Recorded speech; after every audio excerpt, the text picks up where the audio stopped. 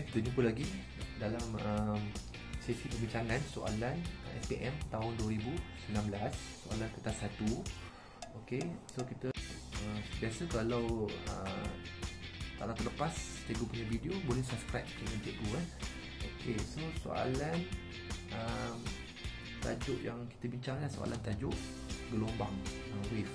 Okey, soalan ni pun tak banyak yang keluar pada tahun 2019. Okey, soalan yang pertama tajuk wave. Okey, kita beri motion graph. Okey, graf gerakan bagi ayunan spring dengan satu beban. Displacement lawan dalam time. So manakah yang menggambarkan amplitude A, B, C atau D? Okey, so kalau kita vibratekan menggetarkan spring ni, so kita ada satu equilibrium position ataupun titik tengahnya. Maka amplitude-nya ialah daripada tengah tu ke bawah saja, bukan ke atas Dia akan macam ni kan. Maka tengah ke bawah ke maksimum saja. Maximum displacement saja dia punya amplitude. Bukan macam D tu. Tu atas bawah salah So kita punya amplitude ialah daripada tengah ke atas sahaja. Jawapannya A. Itulah menggambarkan amplitude-nya. Okay, soalan nombor 28. Manakah rajah yang betul menggambarkan tentang pantulan gelombang? Okey, so pantulan gelombang pertama ialah mestilah dia mengikut law dia, law of reflection.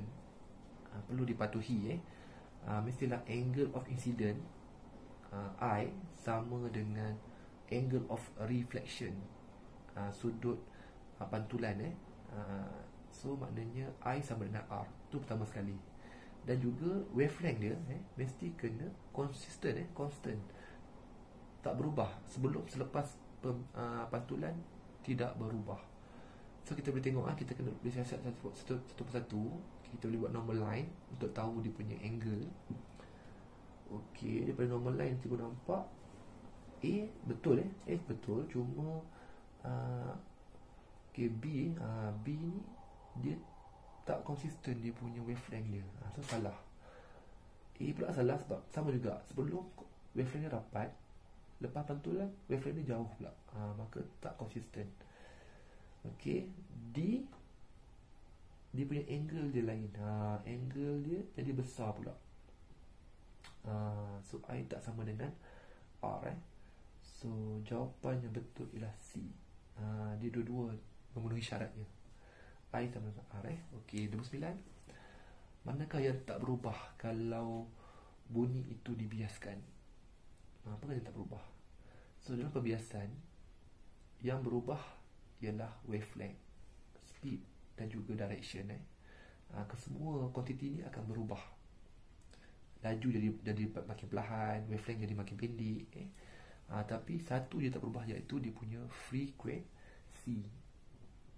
F tak berubah. Maka jawapannya ialah B. Okey. Selanjutnya nombor 30. Rumah Ali terletak berdekatan dengan menara jam. Waktu malam bunyi jam lebih kuat kedengaran. Kenapa waktu malam lebih kuat? Apakah fenomena yang menyebabkan waktu malam bunyi lebih kuat? Juga lukiskan jam menara jam di rumah Ali. Maka bila waktu malam ada dua layer, dua lapisan udara, iaitu udara sejuk di bawah dan di atas tu udara panas. Maka ada dua medium. Bila dua medium, kita tahu tajuk apa. Okey, so udara bunyi tu akan merambat maka kedua-dua medium ini. Bila tempat sejuk, bunyi akan jadi perlahan. Bila tempat panas, warm air, dia akan jadi lebih laju. Maka bila laju, dia akan jadi besar lagi angle dia. Maka dia seolah membengkok ke bumi. Maka semua bunyi tu akan terbias ke bumi. Maka Ali dapat dengar bunyi dengan lebih jelas pada waktu malam, sebab semua bunyi membengkok ke bumi. Maka jawapannya, tajuk ni lah tajuk refraction, pembiasan bunyi. Okey, mudah je kan? Nampak ada dua medium, maka mesti ada tentang tajuk pembiasan. Jawapannya ialah C. Betul C. Okay, titik 1. Okay, show barisan pelajar semasa timbunan. Pelajar pada barisan P, R dan T mendengar bunyi dengan lebih kuat, manakala Q dan S mendengar bunyi lebih perlahan. Ada dua ada dua bahagian tu, loud and soft, kuat dan perlahan. Maka adanya disruptif, adanya konstruktif di situ.